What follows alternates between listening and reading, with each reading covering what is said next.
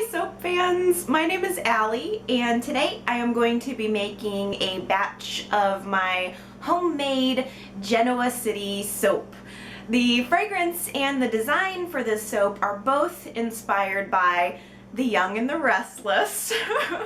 I'm a huge fan. I love soap operas and I love making soap, so I thought this would be a fun marriage of my two interests. The soap that I'm making today is going to be using a gorgeous, gorgeous pink rose clay. And I'm using this for both texture and to create a natural color. The fragrance is something I blended together to match the color. It is a rose fragrance, but it's got a little bit of a twist. It's really lovely. It's very feminine, very classy, and I call this soap Nikki. Here is the star of the show. This is rose clay. It has a beautiful color and a very fine powdery texture. It's similar almost to flour or confectioner's sugar, and it's going to add a silky texture to the finished soap. Now here is my finished soap batter, which I made from scratch using oils, butters, and lye water. I separated out just a small portion of the batter and hand stirred in a few teaspoons of rose clay. This will help it disperse more evenly throughout the full batch.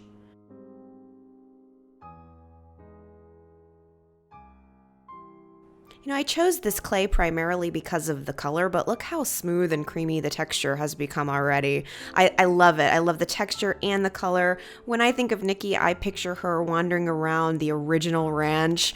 Remember those mauve walls? Now it's time to add my fragrance blend. So floral fragrances tend to affect the soap batter by causing it to heat up and thicken really quickly. So I'm working very fast to incorporate this. The batter can seize up in just a matter of seconds. So my main goal is to get this into the silicone mold as quickly as possible. See how thick it is already? I'm just using my soap spoon here to play around with the top and see what kind of patterns I can create. Each dip of the spoon kind of looks like a delicate little rose petal to me. So it's time to add my finishing touches. I have a dedicated blush brush just for soap, so I'm dipping it into a cup of cosmetic grade shimmery silver mica and then just lightly dusting it across the top. It's a diamond top for a diamond in the rough. And when I'm done dusting, I will just cover the mold, wait a day, and see how it looks.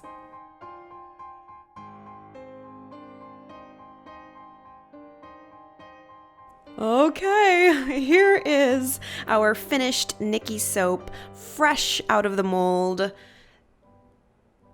Now that it's hardened, I am dusting it with the mica one final time to get the maximum amount of shine.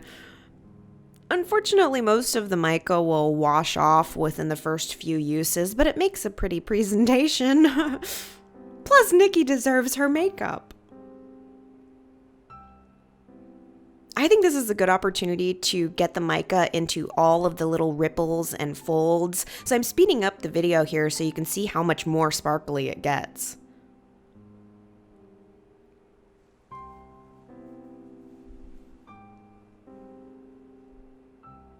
Beautiful. Finally, it's time to cut. I will admit, I was a little impatient and unmolded her a bit too early. You can see how the side of the soap was still a bit sticky, but that's okay. The end pieces are always for me. So instead of cutting the soap from the top down, I'm laying the loaf on its side. I want the top to be super shiny and the middle to have this clay texture. If I were to cut it from the top down, the mica would drag through the middle of the soap, and I don't want that.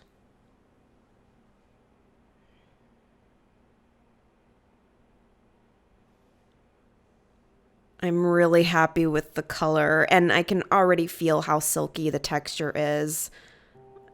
I love the contrast of the shimmer and the matte that's within each and every bar.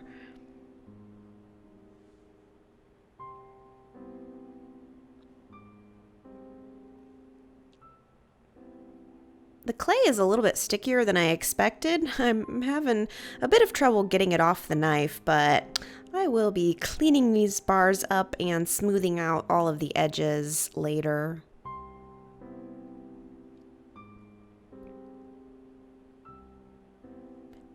Nikki's fragrance blend is a woody rose, is how I would describe it. It's classy, it's dignified. It's not a fresh rose, but it's not a powdery rose either. I think that the rose is balanced by that woody aroma. It's antique. I think it smells like pressed rose petals.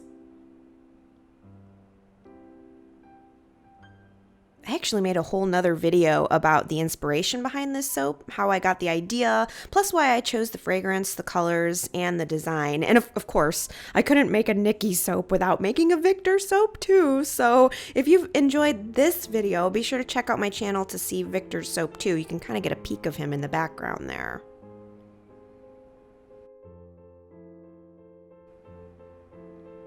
And that's it. I hope you enjoyed this video and that you subscribe to see more Genoa City soap.